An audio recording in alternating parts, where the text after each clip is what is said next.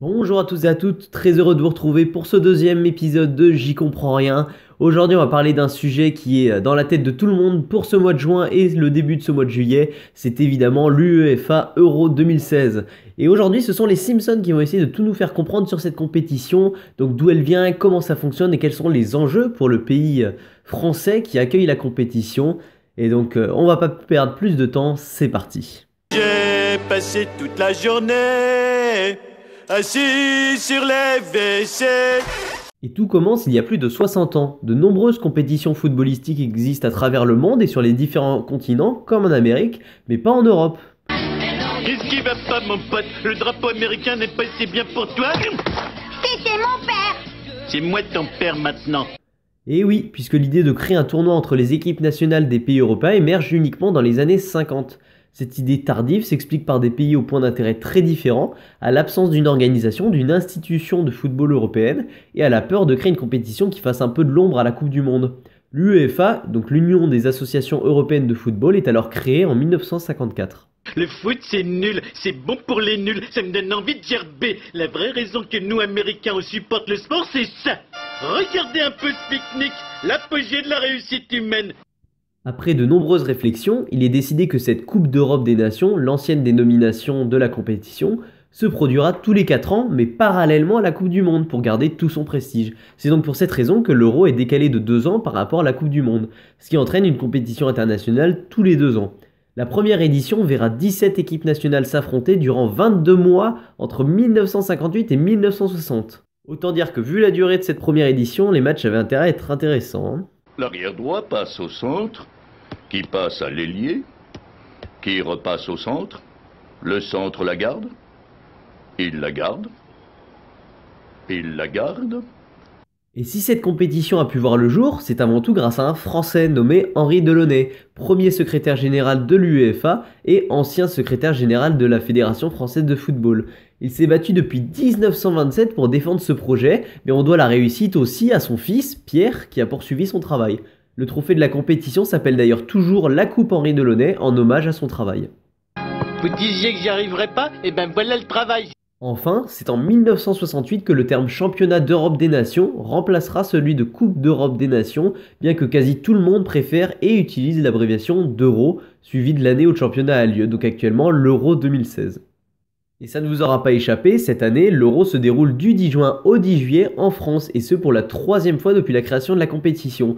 Malheureusement pour les gens qui n'aiment pas le foot, c'est un record. Pourquoi c'est à nous que ça arrive? Je suis sûr que je sais pas. C'est amusant aussi à noter que c'est en France que l'URSS avait remporté la première édition de l'Euro en 1960 face à la Yougoslavie. Pour cette 15e édition, une modification est à noter. Désormais, ce ne sera plus 16 mais 24 équipes qui s'affronteront sur les 53 qui ont tenté leur chance lors des phases qualificatives, les fameux barrages. Pour pouvoir participer à l'Euro, il faut finir premier ou deuxième de sa poule, celle-ci étant composée de 5 ou 6 équipes. Les troisièmes peuvent se qualifier mais devront s'affronter entre eux en match aller et retour. La France étant pays d'hôte cette année, elle a été forcément qualifiée d'office. Et ce n'est pas moins de 51 matchs qui se déroulent dans 10 stades du pays, dans les villes de Paris, Saint-Denis, Lens, Lille, Bordeaux, Toulouse, Saint-Étienne, Lyon, Marseille et Nice. Autant dire qu'on va être obligé de s'intéresser aux matchs. L'arrière droit passe au centre, qui passe à l'ailier, qui repasse au centre, le centre la garde, la garde, la garde. Maintenant que le décor est planté, parlons du fonctionnement même du championnat cette année. Les 24 équipes ayant été qualifiées en passant les barrages se retrouvent dispatchées dans 6 groupes, 6 poules de 4 équipes qui vont s'affronter les unes contre les autres. C'est exactement le même fonctionnement que les barrages. C'est ça le football? J'ai toujours appelé ça le pouce-balle. Pour comprendre, prenons l'exemple de la France. Celle-ci se situe dans le groupe A avec l'Albanie, la Suisse et la Roumanie. Elle va donc jouer une fois contre chaque équipe. Une fois que tous les matchs de poule seront joués, les 2 meilleures équipes de chaque poule seront qualifiées ainsi que les 5 meilleures troisièmes. Ensuite, ce sont les matchs à élimination qui démarrent avec les 8e de finale. Ici, c'est beaucoup plus simple, les premiers de chaque poule rencontrent les 3e d'une autre poule et les 2e de chaque poule rencontrent les 2e d'une autre poule. Alors, pour faire simple, on va reprendre l'exemple de la France. La France va affronter la Russie, la Suisse, l'Angleterre et la Roumanie, les Pays de Galles, tandis que l'Albanie et la Slovaquie seront tout simplement éliminés. Après, vous le voyez sur ce tableau, chaque gagnant s'affronte jusqu'à obtenir le grand gagnant de ce championnat. Maintenant que vous avez tout compris, du moins je l'espère,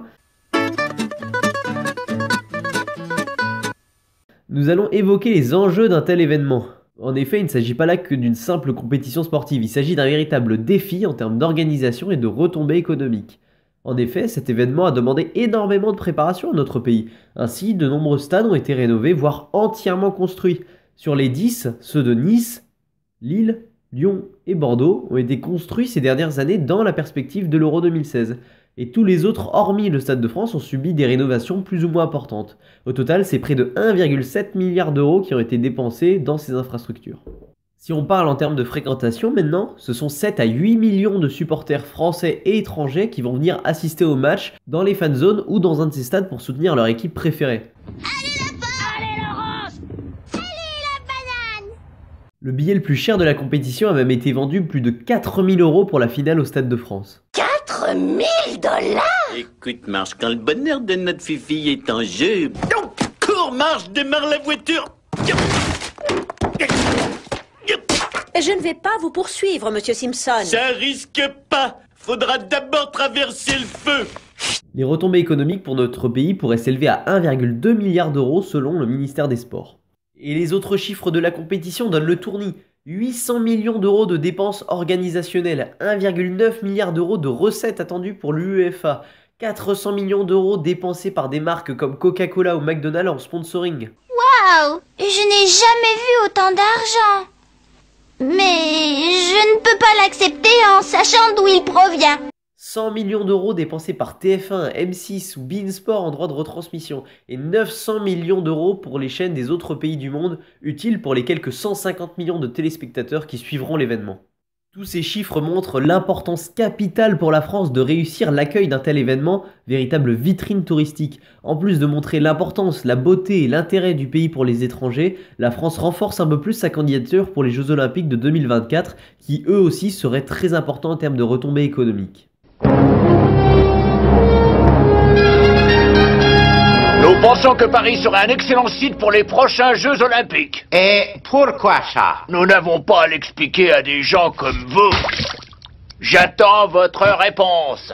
Mais cette visibilité à travers le monde pose de nombreux problèmes en termes de sécurité notamment. Suite aux attentats de Paris en janvier et novembre 2015 et de Bruxelles au mois de mars dernier, la menace d'un attentat terroriste est plus forte que jamais. Foule et attroupement aux abords des stades et des fanzones, visibilité mondiale pour leurs actions, l'Euro représente malheureusement une véritable opportunité pour les organisations terroristes. C'est donc un dispositif hors norme qui a été déployé en France au moins à la hauteur de l'événement pour sécuriser toutes les zones à risque.